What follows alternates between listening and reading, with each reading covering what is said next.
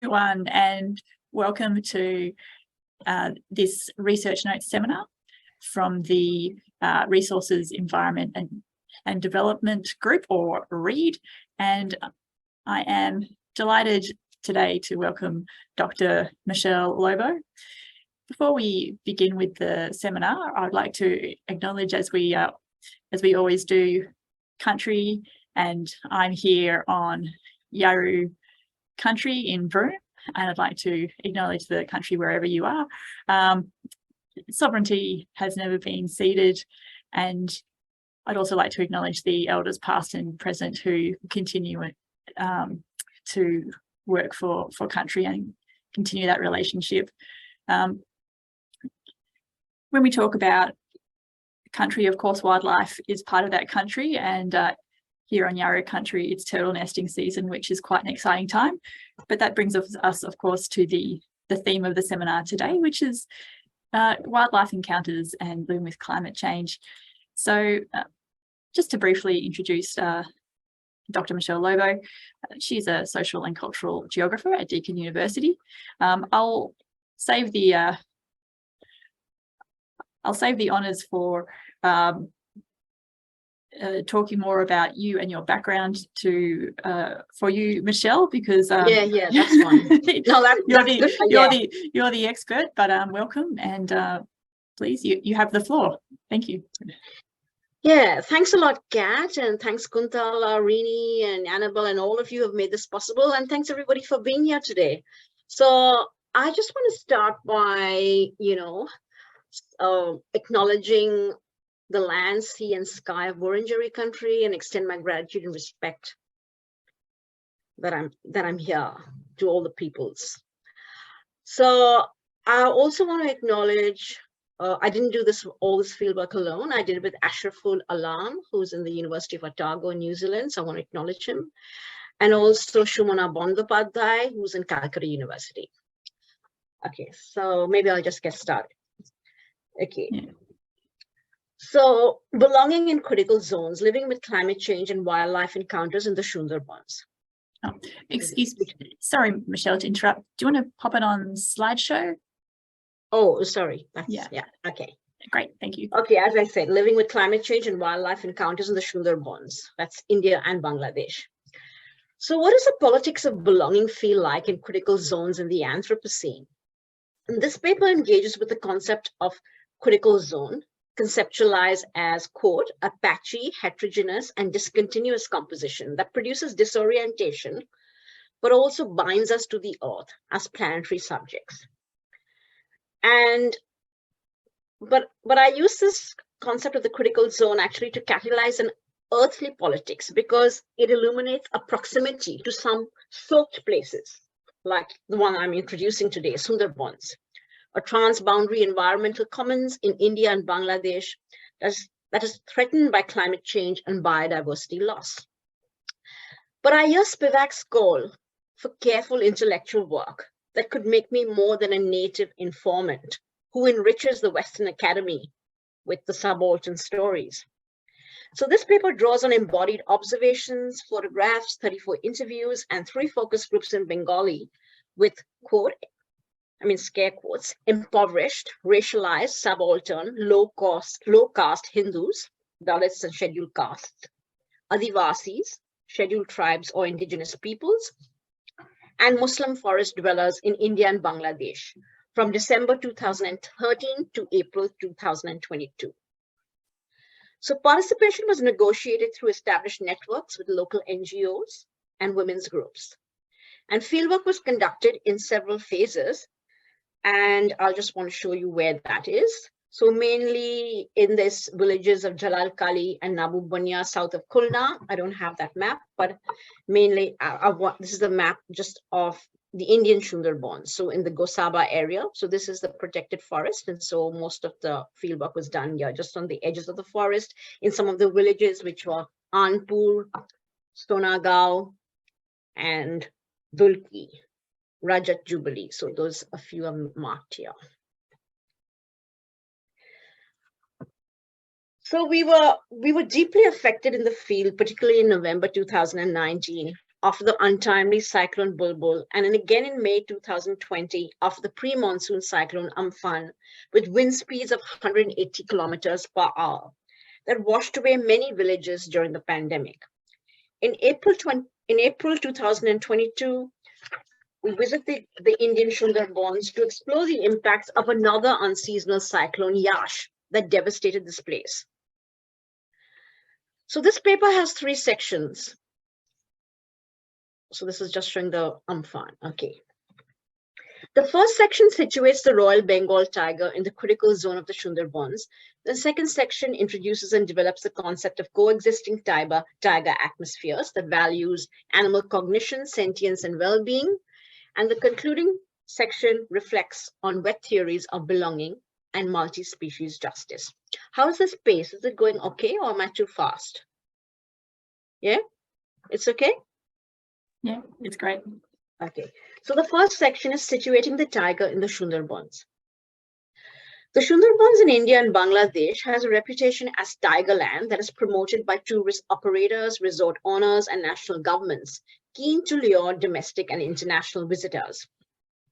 And the ecological charisma of the tiger, including its status as the national animal, means that encounters with the often invisible tiger are always more exciting than, say, wading migratory birds or Irrawaddy dolphin or the langurs or otters and even the saltwater crocodile. These are more ordinary tidal citizens. An international non-government organization from the nation states of India and Bangladesh take real pride in coordinating Western scientific tiger conservation programs, and they highlight the problem of climate change in the largest mangrove delta in the world. So as salinity increases, the mangrove habitat of the tiger is threatened, and the access to fresh drinking water that is crucial for survival difficult. And this often means that tigers make their ways to the river banks beyond the boundary of the protected forest. And here they encounter fishers, prawns, and crab collectors. Devnath, a 75-year-old man from Dulki village, said, "Recently, the forest department has put up high pillars and fixed nets along the waterfront of the protected forest to deter the tiger from swimming across. This protects the villages to some extent, but there are millions of creeks where the tigers can swim. Even if they follow the mud banks, they can walk around the nets."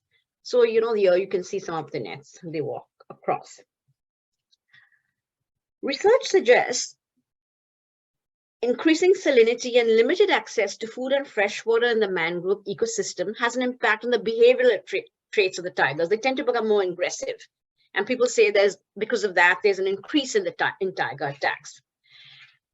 And boatmen and forest rangers who accompanied me on their way to the Sajnakhali watchtower to sight tigers are aware of these stories.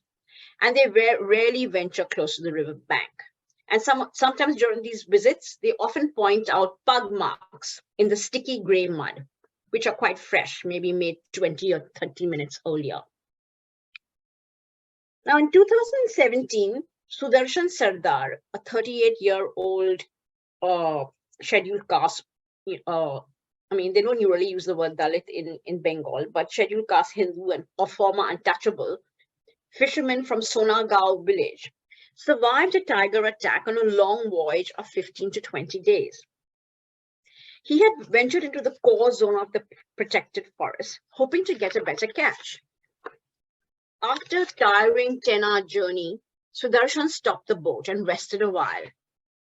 Wearing only a red and white checked cotton lungi, like a loose garment worn below the waist, Sudarshan sat on the grass and shared the emotional experience. He said, "The big cat pounced on me as I lay on my back. The front paw covered my throat and shoulder. The hind leg trapped my thighs. The claws pierced me badly, and I took 6 months to recover at hospital." So the tiger that Sudarshan described was about 7 feet long and had the strength to break his bones. And this kind of visceral encounter with the body of the tiger, dripping saliva, strong scent, often produces immense fear and causes cardiac arrest. But Sudarshan responded with courage. He survived to tell the story that circulated through the media. And he emerged as this courageous local as well as national celebrity who fought the fierce tiger. Now, I just wanted to say a little bit about how the tiger is protected in the Sundarbans Reserve Forest in Bangladesh and the Sundarbans Biosphere Reserve in India through conservation practices that include electronic tracking of tiger mobilities. And so this was on my visit to the wildlife sanctuary where they talked about the sightings of, when the tiger was sighted last. And in both Bangladesh and India, there are national tiger conservation programs. And there was real elation when on Global Tiger Day in 2019, the Indian Prime Minister Narendra Modi said there's been an increase in the tigers. But of course, there was also anxiety during the COVID pandemic when one of the tigers in the Bronx Zoo in New York caught the virus. So within India and Bangladesh, there were regular teleconferences going on about, how they're going to look out for the health of tigers. But the focus has always been very much on this human-wildlife encounters. It's been mainly, trying to find out this conflict. And so I wanted to actually move away from that kind of understanding. So while I acknowledge the importance of Western scientific frameworks that focus on tiger habitat and tiger mobilities, my focus is more on tiger atmospheres that center the animal as a feeling, seeing, thinking body. But it's very difficult to acquire such a deep understanding of animals because they're not like dogs, or other companion animals which Donna Haraway talks about. That we can touch them and we can cuddle them. It's much harder. But there is a quote, a mutually felt and lived connection with the tiger that stirs response ability. What Haraway says, the ability to respond. And this is evident when Nishi, a woman from Bangladesh who lives in Jhalakali, says, Bagh seldom comes to the village. Bagh the tiger. It is us. We are the intruders. We cross the canal first to enter the forest. So such heightened attunement to the tiger as a sentient subject is also sensed by other young Dalits and Adivasis, mainly Oraos and Mundas tribe, who use their sharpened senses to sight and track tigers. So they sometimes, work as rangers, etc. So the second section I'm calling tiger atmospheres. So the engagement with the concept of atmospheres and atmospheric politics in the field of animal geographies is just emerging and has outcomes for exploring justice beyond humanity, although there are many theoretical and methodological challenges. And ethical challenges also arise when stories that focus on the sentience of the tiger in the wild are privileged without acknowledging that the voice of subaltern storytellers, in particular women, have historically been muted. So who are we giving voice to? We need to be thinking about these things. But Brian Masumi, a philosopher, argues that it's necessary to move beyond, quote, a human politics of the animal and focus on an animal politics that teaches us about a pragmatics of mutual inclusion.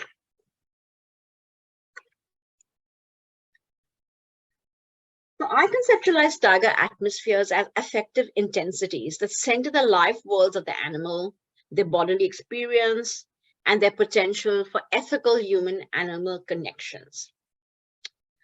So although there are no stable definitions of affect, my conceptualization focuses on the capacity for activity and responsiveness that connects and circulates between these bodies, tiger bodies and human bodies. And Indrani, a 25-year-old Dalit woman from Sajalya, points out pug marks of a tiger in the deep, sticky mud. And she is suggesting that they have a kind of spatial thinking and spatial mastery that exceeds humans. And it's this spatial mastery that perhaps enables tigers to navigate these environmental complexities in search of dwindling supplies of food and water. So this extreme attentiveness embodied by local people witnesses, describes, and complements that Western scientific analysis that monitors and tracks animal mobilities, like what the NTCA, the National Tiger Conservation Authority, does. So this paper shows engagement with Western and local intellectual traditions in exploring animal atmospheres as having different tones and feelings, this thing that fills space, this haze. It's palpable, it's hard to describe. But these atmospheres are perpetually forming, deforming, appearing, disappearing as bodies come into relationship with each other. So like, human bodies and tiger bodies. And through these encounters on relations, there are major atmospheres as well as minor atmospheres that are fleeting, coexist, but they are felt. They're felt as or registered as effective intensities in particular places. So these palpable atmospheres envelop both the human and the tiger and dissolve their fixed bodily boundaries, making them porous to the capacity to register sensations and perform actions. So, I don't want to think of the tiger and the human body as kind of, self-contained. There's something going on. That's why their bodies become porous. And Lorimer, he's a geographer, argues for more attention to animals as subjects or receptors of atmospheres. And so this focus on animal atmospheres moves away from reducing the tiger body to its representation as a national animal that historically symbolized power, prestige, and royalty. The tiger is a thinking, feeling subject.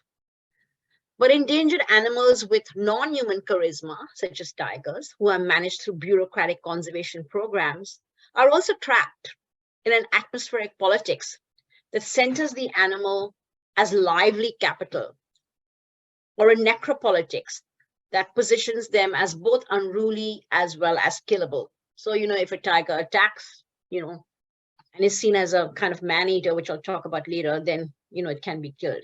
So I stay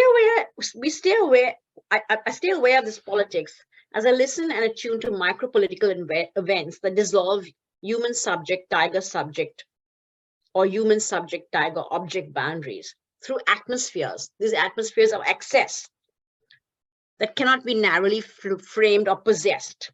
So it's not possessed by tiger bodies or human bodies, but it moves between them. It connects them. So coexisting tiger atmospheres. Atmospheres of human and tiger coexistence are diverse in India and Bangladesh, Sundarbans, and intersect with religion, gender, caste, and local belief systems. And these atmospheres disrupt the human-animal binary that frames media representations and modernist conservation practices through a focus on relationships of co-belonging in mangrove worlds. So, for example, low-caste Hindu women in the Indian Sundarbans rarely refer to the tiger by the generic species descriptor Bagh, which is Bengali for tiger. Instead, they show respect, shraddha, and call the animal mama, maternal uncle, which is a colloquialism for a not too close yet not too distant relative. And this atmosphere of respect emerges through learning from a young age animal art and Bengali children's stories of Bagh Mama that focus on kinship with tigers. Enduring atmospheres of fear or bhoy, first circulated by the masculinist trope of the wild man-eater that had earlier justified sport hunting by courageous princes and later colonial white heroes and saviors, are unsettled through women stories. Greed, lobe, that contributes to a flourishing trade in tiger parts, bones, and blood is also questioned by impoverished women. So when husbands venture into the forest to collect honey, mothers retell stories of Bagh Mama to their children. As a brother, uncle, and kin, the tiger circulates atmospheres of respect, shraddha, and trust, bishash. Women and children stay hopeful, knowing that their father or husband will be cared for and return safely.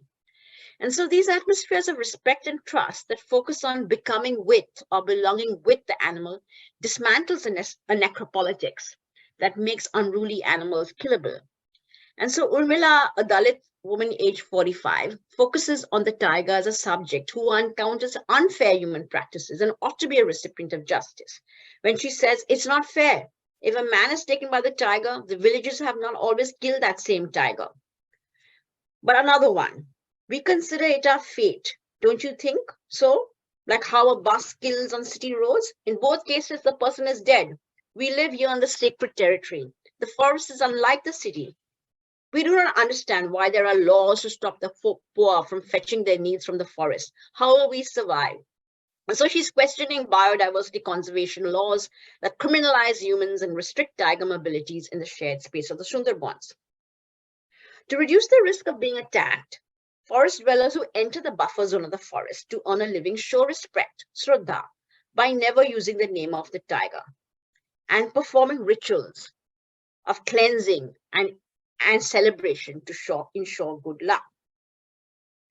So Nafisa, a Muslim woman and tiger widow from Nabu Bunia village in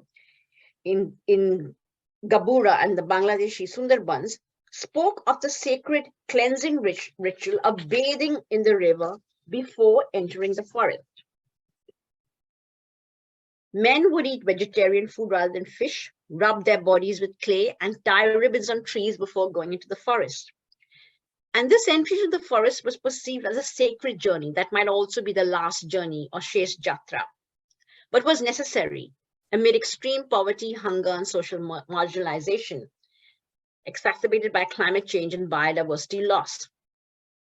And Angur, a 55-year-old tiger widow, spoke of this poverty and suffering shared with tigers. She said, "We have a hand-to-mouth existence and venture into risky terrain, searching for a livelihood. It is wrong to see us as trespassers. Man and tiger have lived together forever and ever. We often cross paths and sometimes we suffer, but they also suffer. The forest offers catch them. The villagers have also killed them sometimes." Alia, a Muslim woman from Nabu Bunia village in the Bangladeshi Sundarbans, recalls that in the past, when honey gatherers came across the tiger in the forest, they would stop and the group leader would greet the tiger by making eye contact and let the animal go on its way first. She regretted that these atmospheres of respect, Shraddha, are becoming harder to inculcate among the younger generation. Although Alia converted from Hinduism decades ago and is still perceived as low caste or abadi like many women, she was outspoken about atmospheres of greed or lobe, the shrinking mangrove habitat, and dwindling tiger numbers. And Zeenat, the crab collector, so these are some of the crab collectors and the prawn, they collect prawn seeds, joked about fear, boy, and said, "We're not scared. There are not many tigers left," suggesting histories and practices of killing animals that continue. And Lakshmi, a 50-year-old woman from Ampur village in the Indian Sundarbans, said, "The tiger nor we understand the law and territories. We both wander in search of food. An attack has happened once, but we have come back safely 50 times. And those times we could collect crabs, honey, fruits, and fish. In this village just last year during the pandemic, my relative was asleep on the floor, and suddenly the tiger walked into the courtyard. The animal's strong body odor woke him. He was covered in a blanket. He lay still and held his breath. The tiger walked past. No damage to any human or anything in the house. We keep saying man-eaters, but they are not." So Lakshmi's story draws attention to atmospheres of trust, Bishash, and dissenters' representations of tigers as man-eaters who kill to survive. In the Indian Sundarbans, forest dwellers who do the jungle and engage in this risky work of prawn and crab collection within the labyrinths of the forest worship Ma Durga, the Hindu goddess, who rides ferocious wild animals such as the lion or the tiger, as well as her avatar Kali. And honey collectors, wood collectors, and leaf collectors also pray at the shrine of Bon Bibi, who is considered the guardian of the forest. So you know that they'll come back safely. So tiger widows Bag Vidobah, with no access to pensions offered by the government as their husbands engage in the legal practice of entering the protected area, are often resettled in separate villages or live on the fringes of villages. They actively engage in regenerating the mangrove habitat of the tiger through forest conservation programs in collaboration with NGOs. In Rajat Jubilee in the Indian Sundarbans, so a focus group discussion with 12 women spoke about how they planted and cared for young Sundari trees and maintained this 2-kilometer fence along the embankment in a new conservation program. They also grow vegetables in small market gardens. So now I'm the last section. How am I going for time? Yeah, I'm okay. Yeah, 5 more minutes would be. Oh, but like I said, we've got plenty of time. Yeah, no, I'll finish by. So this was just, people calling out for climate justice during the school strikes for climate change and the Fridays for Future rallies. Okay. For the last section, I'm looking at tiger atmospheres, belonging, and multi-species justice. So like, shared belongings in critical zones. So this paper has illuminated subaltern stories and animal atmospheres to explore shared belongings and intersectional multi-species justice in the Sundarbans, a transboundary environmental commons in India and Bangladesh. The stories by local forest dwellers focus on coping strategies amid climate change and the COVID pandemic that produce tidal optimism.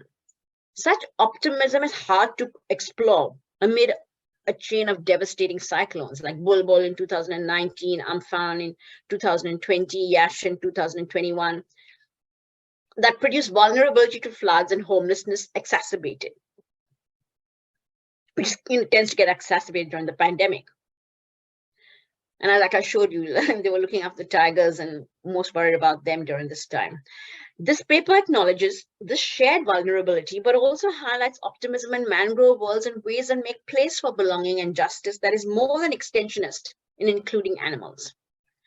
So the attention to atmospheric and watery or soaked politics focuses on coexisting tiger atmospheres of respect, shraddha, fear, bhoy, greed, lobe, and trust, bishash, in a critical zone threatened by climate change and biodiversity loss. Therefore, when the lives of animals are entangled with subaltern peoples who struggle to live in a climatic hotspot, where tidal surges, cyclones, and sea level rise have devastating impacts, their shared belongings provide novel insights into possibilities for justice beyond humanity. And these insights that focus on entangled with tiger worlds unsettle land-based theories of justice, which Kuntala has spoken a lot about that keep human, non-human, and water-land binaries intact. This paper shows that even when Western scientific conservation practices are privileged, forest dwellers, in particular women, interrogate human mastery and greed and call for greater freedom in entangled animal worlds. So women who highlight subaltern material realities in sticky mud and saline creeks of mangrove forests contribute to a pluralist conception of justice when they include tigers as thinking and feeling subjects.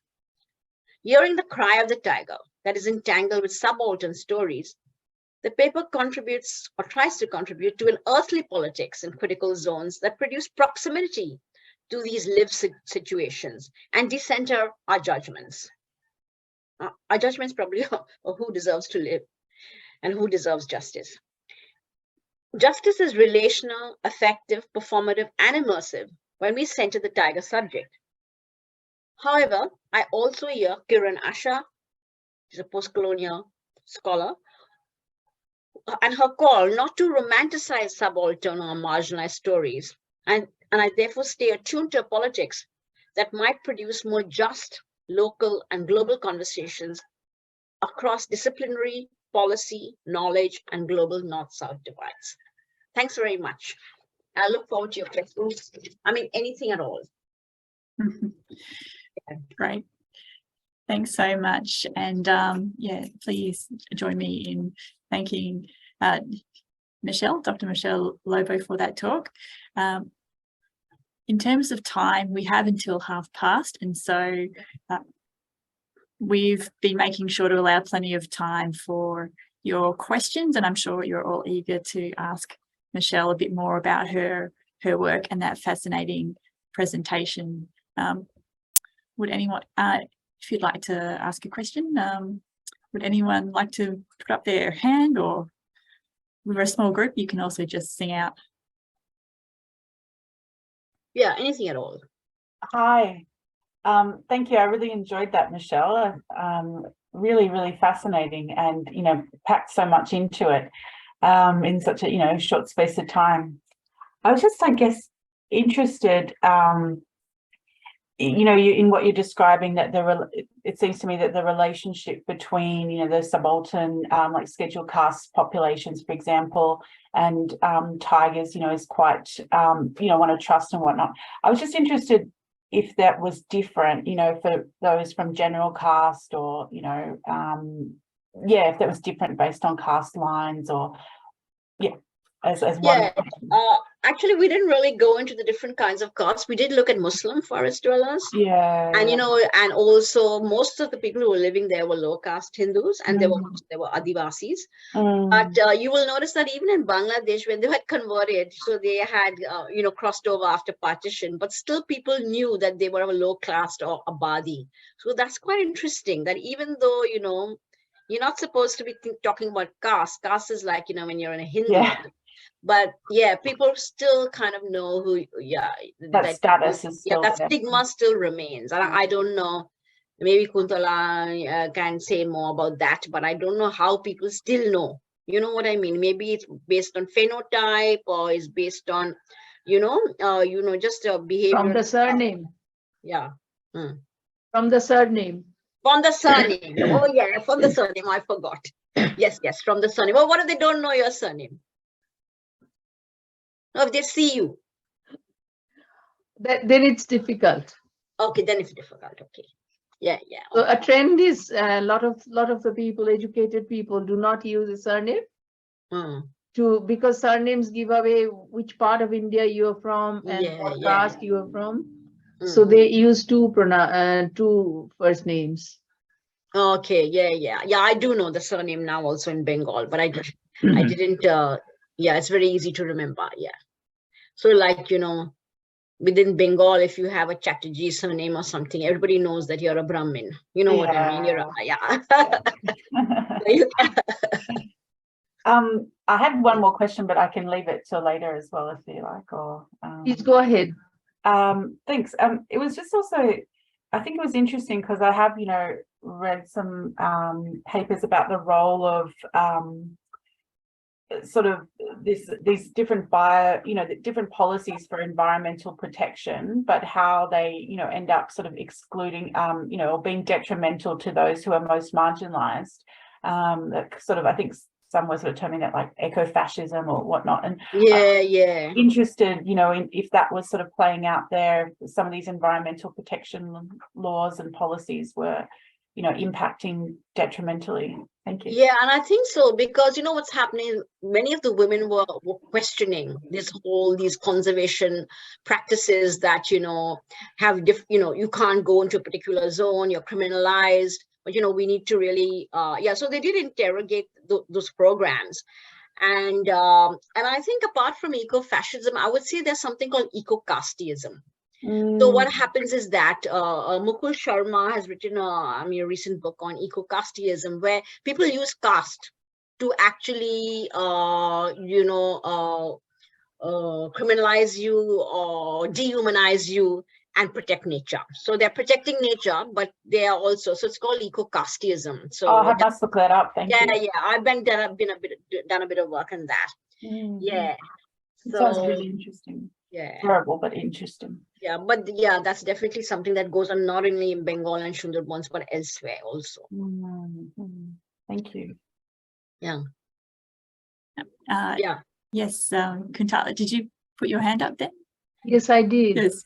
And because I have to go a bit early and to a funeral actually for a young person. So Michelle, I really enjoyed your presentation. I think I could listen to your talk for another half an hour or another 1 hour.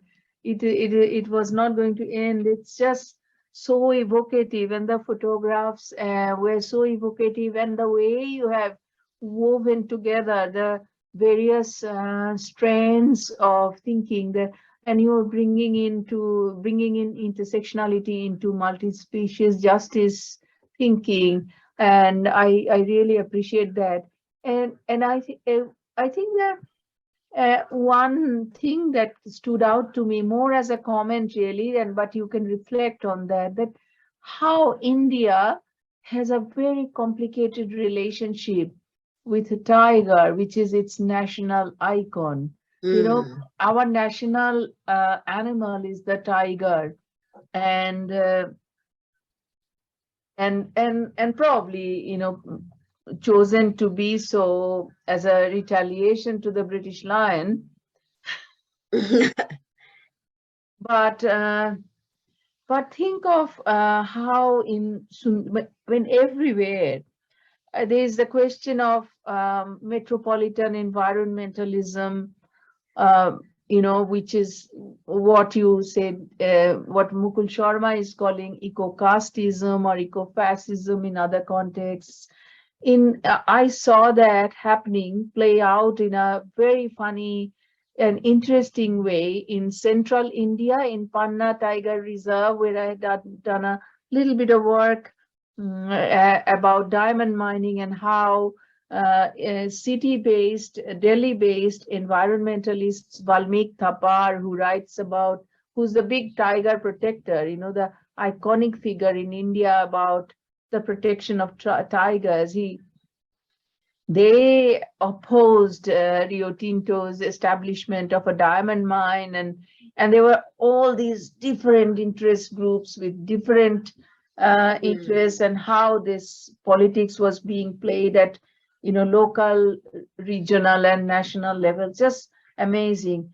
With regard to Sundarbans, also in Sundarban, I remember in shortly after the Left Front came to power in 1977, I was hoping that you would mention that. That was a case where the differences in the ideas about the tiger became very prominent.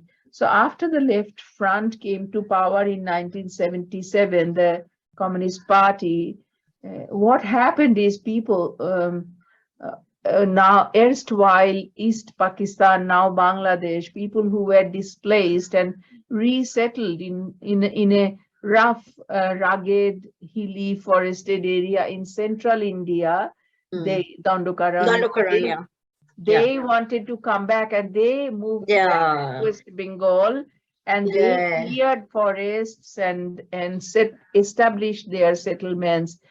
And the ghastly thing that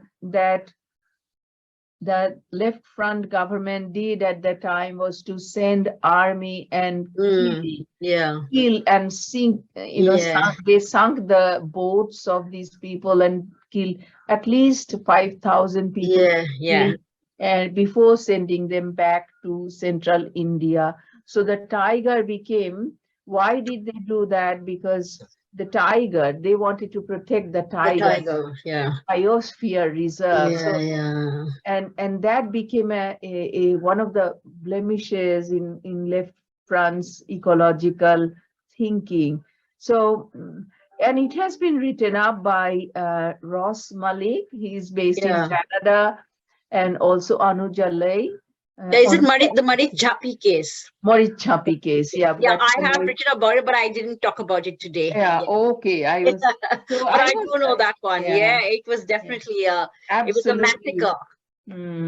So I was just going to see if you would like to comment a little bit more about this complicated relationship that India has with the tiger, especially. I mean, we have a problem with the environment, with animal, you know, considering the priority. I mean, this it's you know, leopards running loose in Bangalore or Bombay are the, you know, sort of emblematic of that. But especially with tiger. But actually, as you said, the local and the regional and the national politics is kind of intersecting. And at a time in India now, you know, when you've got the BJP party and Hindu nationalism, there's this. It was in 2019 when this book was released by, you know, Narendra Modi, you know, celebrating the tiger and talking about all this relationship with the tiger as a national animal. So this kind of I don't know whether it's also Hindu fundamentalism is now also being attached to the tiger, and whereas impoverished peoples are kind of being overlooked, they're seen as these criminals who are actually, killing the tiger, or you have poachers and others, and everybody's entangled in that politics. It's very interesting. I actually didn't bring in the Hindu nationalism part of it because that will make it so complex. But it is complex when you think about the the princes who were hunting tigers. Then you had the white saviors who were saving women from the tigers, and then you had so it's a complex story. I do admit that. And when you talked about the weaving of stories and how I've done it, thanks very much. It was a real struggle. Sometimes you say something, you write something, but I don't like hundreds of hours I must have gone into this thinking. Or this writing, or even much more than that. So it wasn't. It's always exciting, but it's always a struggle. It's a bit of both. Yeah. It is, I think feminist approaches to research is just so much more difficult. People tend to think that, okay, just go, oh, we are going to use the stories, and the stories actually address big questions and big problems. And it's amazing, isn't it? Oh, wow. I'm so amazed at your work, Michele. Just thank you very much. No, thanks a lot. I'll stop here. Yeah. Well, yeah, thanks for that. And I hope your afternoon goes as well as can be with that funeral. But thanks so much for inviting Michele Kuntala and having this wonderful talk. Michele, when you were talking, I kind of got this sense that in these situations, like for some people and some animals, even survival is criminalized. But you did talk about tidal optimism, and I was a bit unsure about what is tidal optimism. Can you tell me more about that? I'd love to know. Yeah, I just came across that concept recently, in a sense, because there's all this kind of idea. I'm always looking at apocalyptic imaginaries of climate change and biodiversity loss, and I always think they're entangled with racialized inequalities, but race is never spoken about. That's really important for my work. And so I talked about it. In the midst of all that, I'm always looking for hope. So although these tidal places and people are losing their houses and washed away, and embankments are washed away, but they still show some kind of optimism, which is kind of tied to tidal cultures, which is the habitat for tigers and people. So I think that's what I was trying to get through with optimism, but that's a new thing that I kind of came across recently, just a few days ago. So I was thinking that this is a nice way of talking about that hope or that belonging in this world in which tigers and humans are entangled, and how they're kind of searching for this freedom from like they're entrapped in these Western scientific programs of conservation and looking after the wild, isn't it? They're kind of trapped also. Yeah, that's what I was trying to think about. But you can give me more ideas about how I might unpack that. Well, you've certainly got me intrigued to find out more about tidal optimism.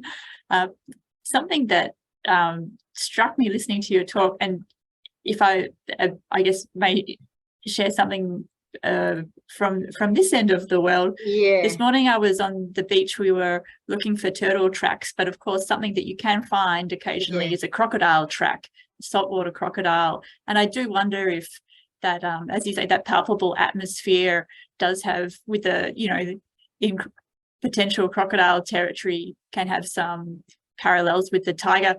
Michele, I know you've spent time in Darwin. Could you talk? I mean, are there some similarities there, or is it a completely? So I spent a lot of time with Larrakia women and men rangers. I went out with them for days. I interviewed them. I did many things, and they attended many of these Western scientific courses and programs. And I remember this woman. She was a young woman, and she had lost connection with her country. She was not from there, but she was in the Larrakia ranges. And she said, Michele, now I know I have this attachment to the turtles. because they all come along the beach. But it's only through the science that I got a deeper understanding. But, I kind of sense where the turtle eggs are, because they always come back, And she said that it was the temperature of the sand and it was a few other things, but there was this sensing of where they are. Like they just know where they are. And together with the Western program, scientific understandings, bringing those two together, she felt kind of made her a better ranger and also gave her employability. Because it's really interesting that, we always might romanticize Indigenous rangers and say that, oh, they're doing this wonderful work for caring for country. But sometimes what happens is once they get their training, they actually want to leave. And they want to get a good, government job, which is, pays them well. And, so that's also there. So, yeah, that's why, I don't know whether. So I like this whole idea of mobilities that you're talking about, and that's why I'm interested in tiger mobilities and other kinds of mobilities like saltwater crocodiles. I did do a bit of work on that too. Yeah, so, Yeah, thanks.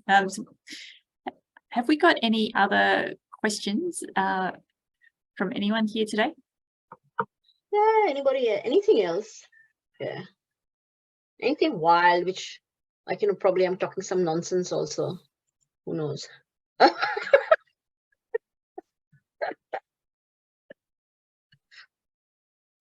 Well, that's what my family would say. Families always feel that way. But Michele, it has been a fantastic presentation. It's just amazing. This work that you're doing is just so good. And the comparison between Darwin, it was just so appropriate, Kat.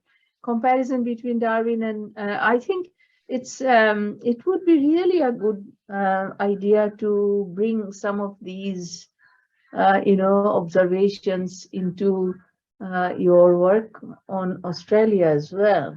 So Yeah. I did try. I actually did write a ARC grant in 2016 when my DECRA finished. That was bridging Darwin and was it Darwin or Broome? But it wasn't funded. So, but I'm struggling on. I'm not going to give up. I think it's now wonderful you how have it covers. created this.